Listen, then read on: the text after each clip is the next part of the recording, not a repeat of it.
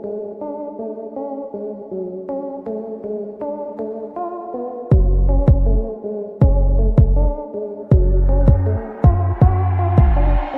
করে শাকিবের তৃতীয় বিয়ের খবরে আবারও রীতিমতো তোলপাড় সামাজিক যোগাযোগ মাধ্যমগুলি।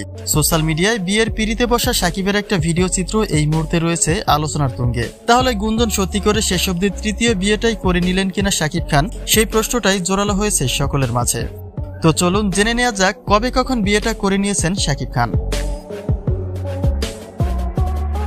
সম্প্রতি শাকিবের বিয়ের একটা ভিডিও চিত্র এই মুহূর্তে সাড়া ফেলেছে সোশ্যাল মিডিয়ায়। তিনি আবারও পারিবারিকভাবে বিবাহ বন্ধনে আবদ্ধ হয়েছেন।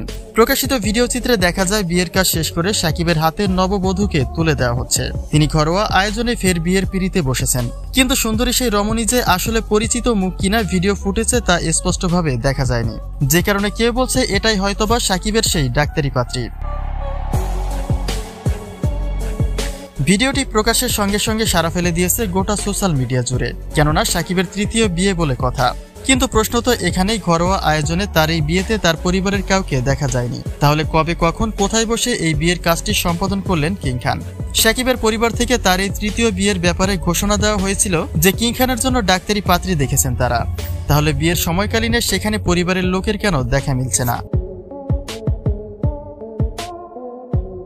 প্রকাশিত এই ভিডিওটি শাকিবের তৃতীয় বিয়ে বলে প্রচার করা হচ্ছে, কিন্তু প্রশ্ন তো এখানেই, তার আশেপাশে আত্মীয় স্বজনদের মাঝেও তো কাউকে দেখা যায়নি। তাহলে এটা যে নিঘাত একটা সিনেমার শুটিং তাতে কোনো সন্দেহ নেই। খোঁজ নিয়ে জানা যায় অন্তরাত্মা সিনেমায় দর্শনা বণিকের বর হয়েছিলেন শাকিব খান, আর সেই সিনেমার শুটিং দৃশ্যায়নটি শাকিবের তৃতীয় বিয়ে বলে মনে করছে অনেকে। যদিও পারিবারিকভাবে এই বিয়েটাও হয়েছে, তবে সেটা যদি বাস্তব জীবনে হতোই তবে তো তার পরিবারের লোকের দেখাই মিলত। তবে এই বিষয়ে আপনার কোনো মন্তব্য থাকলে তা কিন্তু নিশ্চয়ই কমেন্ট করতে ভুলবেন না।